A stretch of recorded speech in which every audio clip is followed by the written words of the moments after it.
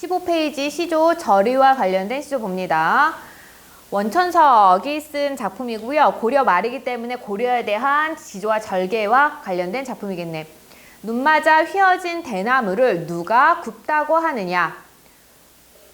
굽힐 절개였다면 눈 속에 푸르겠느냐? 아마도 추위 속에 고고한 절개를 지키는 것은 너뿐인가 하노라. 얘도 많이 나오는 시조예요. 시조는 해석하기가 그렇게 어렵지는 않습니다. 표현상의 특징이랑 전체 흐름이랑 이거에 초점 맞춰서 봐주세요.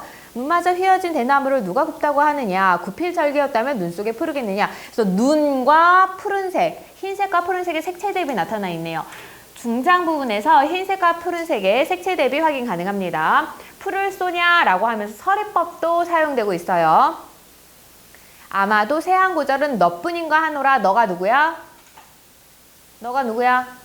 대나무죠. 너라고, 대나무를 너라고 표현하고 있으니까 의인법 사용되고 있네요. 그래서 대나무의 지조와 절개를 예찬합니다. 두 번째 시는 많이 봤던 시일 거예요. 정몽주 시인데 고등과정에서 거의 출제 안 돼요. 네, 읽고 넘어가요. 이 몸이 죽어 일백번 고쳐 죽어 백골이 진토되어 넋이라도 있고 없고 nim양한 일편단심이야 가실 줄이 있으랴. 그래서 일편단심에 대해서 이야기를 하고 있고요. 표현상의 특징 굳이 찾는다고 하면 죽어 반복법, 가실 줄이 있으랴, 있지 않다라는 서리법. 그 다음에 세 번째 작품은 주요 작품. 세 번째 작품은 이번 내신에서 많이 봤을 거예요. 근데 안 본 사람도 있을 테니까 이거 추가로 다시 설명을 하면 고사 인용이 되어 있습니다. 그래서 고사를 알고 있어야 돼요. 어떤 고사냐면 백이와 숙제 관련 고사인데 백이와 숙제라는 사람은 백이라는 사람과 숙제라는 사람은 중국의 충신이었어요. 그래서 이 충신이 왕이 있었는데 왕이 별로 현명하지 못했거든. 그래서 왕이 백성들을 많이 수탈하고 괴롭히는 왕이었어. 그러니까 그럴 경우 신하는 할 수 있는 일이 하나밖에 없어. 계속 충원을 하면서 내가 유배를 가거나 뭐 어떻게 된다고 하더라도 올바르게 계속 얘기를 하는 거지 왕이 잘못했다고 해서 왕을 어떻게 없애거나 할 수는 없거든요. 신하가. 신하는 절대 주인공을 섬길 수 없으니까. 근데 옆 나라에서 되게 젊은 왕이 쳐들어와가지고 그 나쁜 왕을 처치를 하고 이 나라를 이제 가지게 돼요. 그러면서 이 나라의 충신인 백이와 숙제를 찾아가서 나와 함께 백성들을 편안하게 잘 다스려 보자 라고 얘기를 하는데 백이와 숙제는 어떻게 했을까요? 당연히 거절하죠. 왜? 이 왕이, 새로운 왕이 훌륭하다는 걸 알고 있더라도 그거는 옳지 못한 행위라고 생각을 하는 거거든. 그래서 어떻게 하냐면 수양산에 들어갑니다. 수양산에 들어가서 그 새로운 왕의 땅에서 난 것은 하나도 먹지 않겠다 해서 수양산에 있는 고사리만 캐먹다가 결국 영양실조로 굶어 죽게 돼요. 그 다음부터 백이와 숙제 하면은 충신이라고 이야기를 하게 되고요. 줄여서 이제라고도 합니다. 이제 혹은 백이 숙제 하면 무조건 충신이라고 해주면 되는 거야. 상투적으로 사용돼 버렸어요. 그래서 이 작품에서도 수양산을 바라보며 이제를 한하노라. 근데 이건 좀 특이하게 이제를 존경하고 높게 평가하는 것이 아니라 한한다, 탓한다, 원망한다라고 표현하고 있어요. 수양산을 바라보며 이제를 원망하노라. 이제가 잘못했대. 뭘 잘못했냐면 줄여 죽을 찐들 채미도 하는 것과 굶주려서 죽을 찐들 굶주려 죽을 찐들 채미 고사리 캐는 거예요. 고사리 캐는 것을 하는 것이냐, 고사리를 캐먹을 수 있느냐. 그러니까 고사리 캐먹은 거에 대해서 굉장한 불만을 갖고 있는 거야. 왜? 비록의 푸세의 것인들, 비록의 푸세의 것, 푸성기, 그러니까 산나물 이런 것인들, 비록의 푸세의 것인들 그것 또한 누구 땅에서 났느냐. 그것 또한 누구 땅에서 났어? 지금 새로운 임금이 이 나라를 전부 다 다스리고 있잖아요. 그러니까 어떻게 해야 옳다? 고사리도 먹지 말아야 된다. 라고 얘기를 하는 거야. 백이와 숙제가 고사리만 먹다가 굶어 죽은 걸 다른 사람들은 다 찬양을 하고 예찬을 하는데 안 돼. 고사리도 먹으면 안 돼. 나라면 어떡하겠어. 그냥 아무것도 안 먹고 굶어 죽겠어 라고 하면서 백이와 숙제보다 내가 더 강한 지조와 절개에 대한 의지를 가지고 있다 라고 해석을 하면 돼요. 그래서 지조와 절개에 대한 의지 이렇게 주제를 찾아주시면 되는데 작가를 보니까 누구야? 작가가 단종이라고요? 네. 옆에 쓴 거는 시대에 쓴 거예요. 시대 성산문이고요. 성산문이 누구니? 충신. 어느 시대? 그러니까 조선이겠죠. 단종 말고. 세조. 아, 세조. 세조. 세조와 단종은 무슨 사이야? 사촌. 아, 사촌 아니에요? 아니. 이종 그거 아닌가? 사촌 아니에요. 아, 네. 삼촌이에요. 촌수 셀지 몰라요, 촌수? 보세요. 삼촌 관계야. 그래서 그 단종이 왕위에 올랐는데 세조가 보기에는 어때요? 세조가 왕 되기 전에 이름이 뭐야? 수양대군이죠. 수양대군이 보기에 너무 어린 왕이고 능력이 없는데 내가 훨씬 더 훌륭한 왕이 될 수 있을 것 같아서 단종을 폐위시키고 자신이 왕이 됐죠. 그거예요.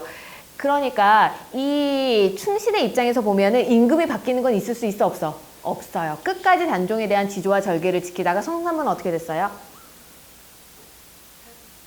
사형당해요? 네, 맞아요. 죽습니다. 끝까지 단종을 지키고자 했던 6명의 신하가 죽임을 당한 6명의 신하가 있어요. 그 사람들을 죽었다고. 사육신이고요. 끝까지 단종을 지지를 하면서 살아남은 6명의 신하가 있어. 그 사람들을 생육신이라고 이야기를 합니다. 지금 여기 나와 있는 성산문은 사육신 중에서 거의 대표격이라고 보면 돼요. 수장격이에요. 밑에 있는 박팽년 있죠? 이 박팽년도 사육신 중에 한 명이에요. 좀 사실 문학 작품을 감상하거나 할 때 중요하지는 않지만 기본적으로 우리가 대화가 통하게끔 어느 정도의 상식은 있었으면 좋겠어요. 역사에 대한. 알겠습니까? 보세요. 성산문이 수양산을 바라보며 이제를 원망하노라. 이때 수양산 같은 경우는요. 중위법이에요. 뭐랑 비슷해? 세조. 그러니까 수양대군이랑 비슷하죠. 이름이. 그래서 수양산은 백유아 숙제가 들어갔던 그 중국의 수양산으로 해석하는 게 첫 번째 해석이고요. 두 번째 해석은 수양대군으로 해석할 수 있습니다. 그렇게 되면 중위법 사용된 거예요. 수양대군을 바라보며 백유아 숙제를 원망하노라. 굶어 죽을진들 채미 고사리를 캐먹겠느냐 하면서 절대 고사리도 캐먹지 않겠다라는 거는 수양대군이 있는 곳에서 나는 어떠한 것도 나는 받지 않겠다. 수양대군이 주는 녹봉을 받지 않겠다. 이렇게 해석하기도 해요. 그럼 채미는 고사리이기도 하고 또 하나는 뭐야? 녹봉. 수양대군이 주는 녹봉과 이득. 이렇게도 해석 가능해요. 이것도 중위법이야. 비록의 푸세의 것인들 그것 또한 누구 땅에서 났느냐? 난 절대 아무것도 받지 않겠어. 수양대군이 있는 한은 아무것도 받지 않겠어. 그래서 주제는 지조와 절개라고 해도 되고요. 어차피 작가가 누군지 아니까 단종에 대한 절의 이렇게 찾아주셔도 됩니다.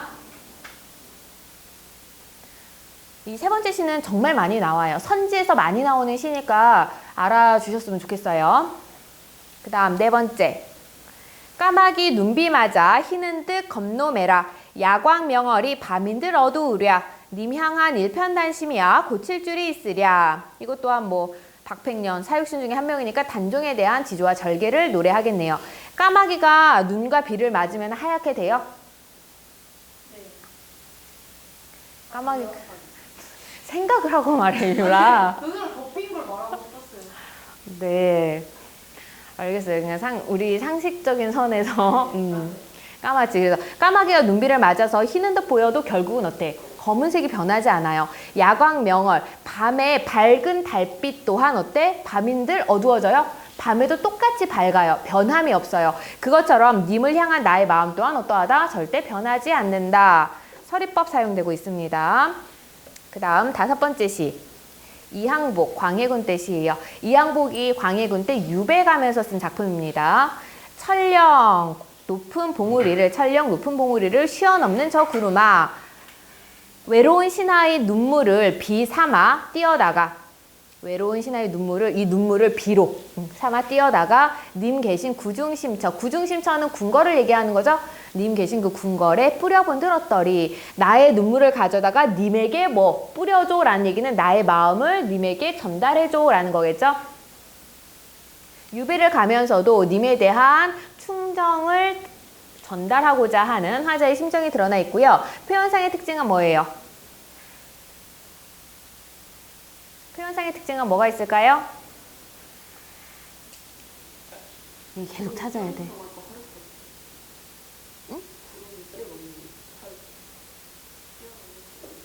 철령 높은 봉을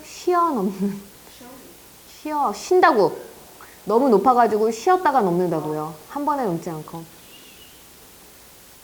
근데 이거 화류법이라고 하지 말고 다르게 찾아줘야 돼요. 설령 높은 봉우리를 시원없는 저 구름아 고진얼루를 비삼아 뛰어다가 님 계신 구중심체에 뿌려 분들었더리. 뭘까요? 어떤 표현성의 특징일까요? 의인법이죠. 구름한테 말하고 있잖아. 구름이 사람도 하는데 이렇게 말한다고 알아들어? 알아들을 수 있는 것처럼. 그러니까 누군가에게 어떤 대상에게 말을 건네고 있잖아. 책상에게 말을 건넸어. 내가 책상아 아프지 이렇게 얘기했어. 그럼 표현성의 특징 뭐예요? 의인법이에요. 의인법. 책상은 말을 알아들을 수 없는데 말을 알아들을 수 있는 것처럼 표현하고. 그게 뭐가 웃기다고 그래? 말을 알아들을 수 있는 것처럼 청자로 설정하면 의인법. 선생님, 녹봉이 뭐예요? 녹봉? 네. 월급. 아,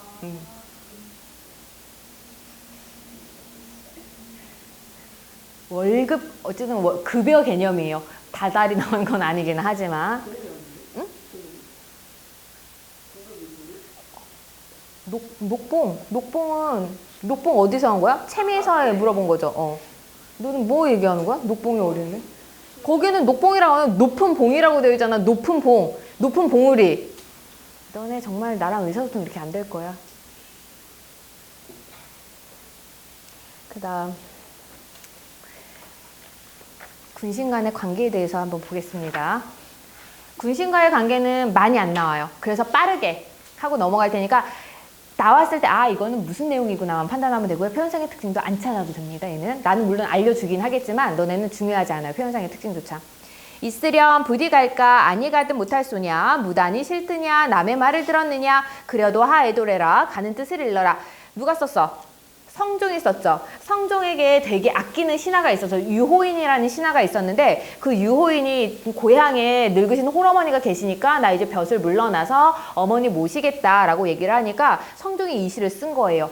너무 안타까워서 있으렴 부디 가겠느냐 아니 가지는 못하겠느냐 까닭 없이 그냥 내가 싫으냐 아니면 너와 나 사이를 이간질하는 남의 말을 들어서 날 떠나려고 하는 것이냐 그래도 네가 간다고 하니까 하 애도래라 하 슬프구나 가는 뜻을 말해라. 가려는 뜻을 정말 네가 왜 가려고 하는지 나한테 말해라. 라고 하면서 신하가 떠나는 것을 안타까워하고 있습니다. 신하를 보내는 안타까움. 주제는 그렇게 찾아주시면 되고요. 주제문 쓰지 않아도 상관없어요. 여기 시조 부분에서는. 그 다음 삼동에 배옷 입고 암혈에 눈비 맞아 구름 낀 변리도 쐰 적이 없건만은 서산에 해지다 하니 눈물겨워하노라. 삼동 한겨울에 배옷을 입고 배옷을 입었다 양반이 쓴 거잖아요. 양반이 배옷을 입었어. 배옷 입은 선비 이런 표현이 나오잖아. 그거는 벼슬을 하지 않은 선비를 나타내요. 배옷 입은 선비, 배옷 입은 양반은 벼슬 한 번도 관직에 진출하지 못했던 그런 양반을 배옷 입은 선비라고 합니다. 삼동에 배옷을 입고 암혈에 눈비 맞아. 암혈 뭔가 되게 가난하게 살고 있나 봐요. 굴 속에서 눈비를 맞아가며 구름 낀 변리도 쐰 적이 없지만은 쐰 적이 없어요. 햇볕을 한 번도 쐰 적이 없어. 해는 뭘 상징해요? 양반이 쓴 작품에서 해는 뭘 상징해요? 우러러봐야 돼. 해는 뭘 상징해요? 임금을 상징하게 되죠. 우러러보는 대상, 해는 임금을 상징하는데 그러면 햇빛은 뭘 상징할까요? 햇빛, 달빛 이런 거 뭐 상징할까요? 임금이 세상을 밝게 비춰줘요. 임금의 뭐야? 덕, 임금의 은혜, 임금의 덕을 상징합니다. 그래서 여기서는 구름 낀 햇볕도 쐰 적이 없어. 임금의 은혜를 내가 구름 낀 중간에 뭔가 다른 사람이 가로채간 그런 은혜조차도 나는 쐰 적이 없어. 한 번도 은혜를 입은 적이 없다는 얘기는 벼슬을 나가지 못했다는 얘기예요.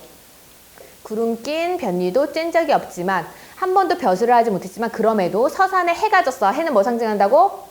임금을 상징하죠. 해가 진다. 임금이 돌아가셨다고 하니 눈물겨워하노라.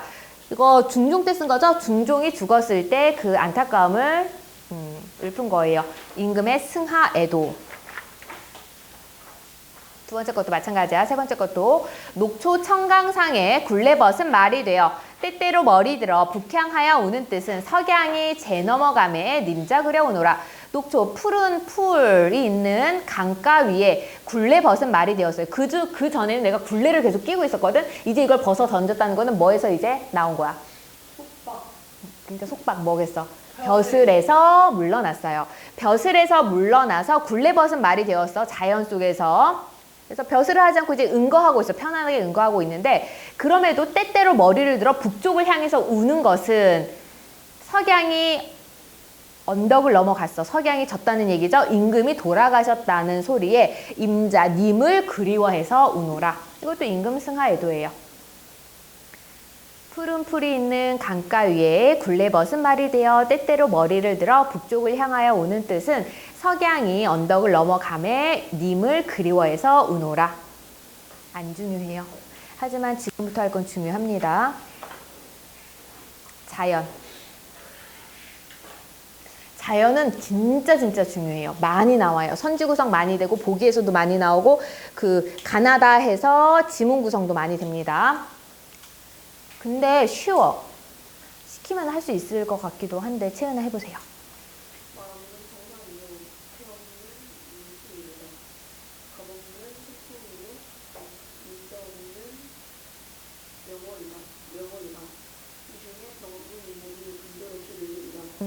말 없는 청산이요 모양 없는 흐르는 물이로구나.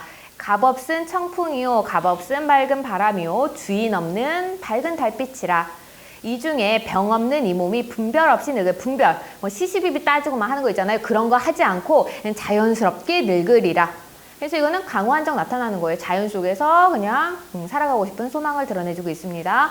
뭐 없는 뭐요, 뭐 없는 뭐요, 뭐 없는 뭐요, 뭐 없는 뭐요. 대구법 사용되고 있고요. 열거법도 나타나 있어요. 그 다음 승주야 해보세요. 읽어 그냥. 세상의 바람들이 물결이 찾는외라. 낚시들이 지니 고기 아닌 문영외라. 무심한 달빛만 씻고 분배져 오르라. 네, 잘 읽으셨어요.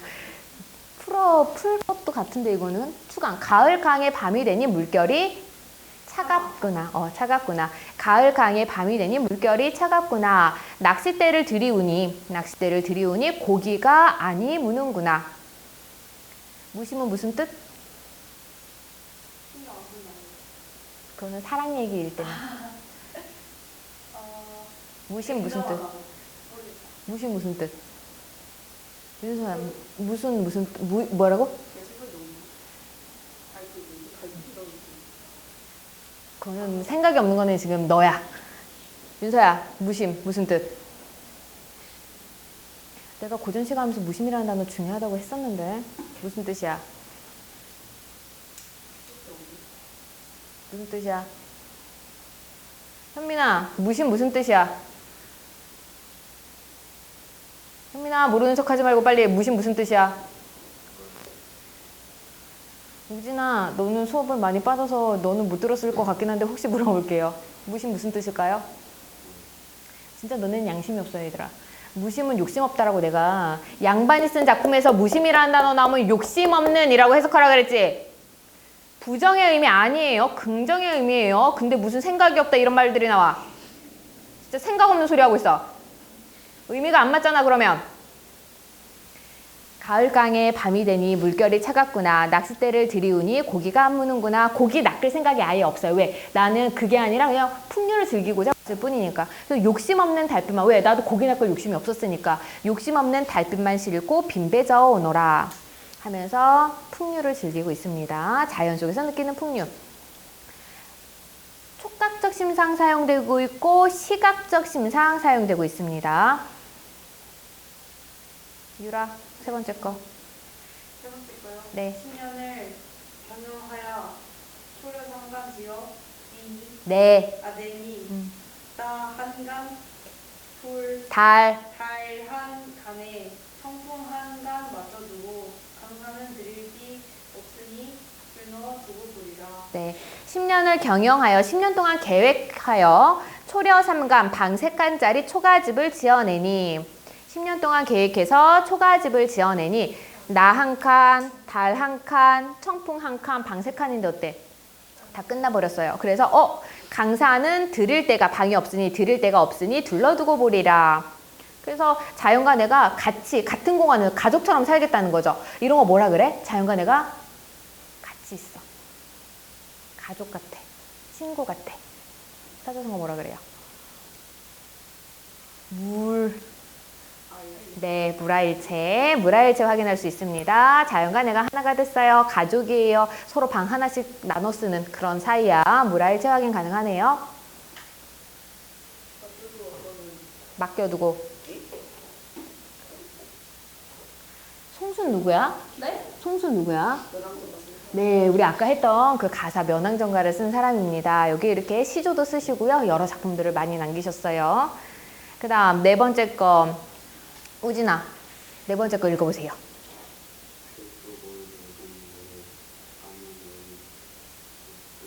음,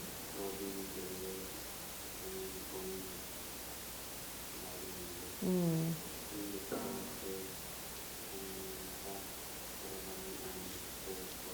네, 황희. 황희는 알지?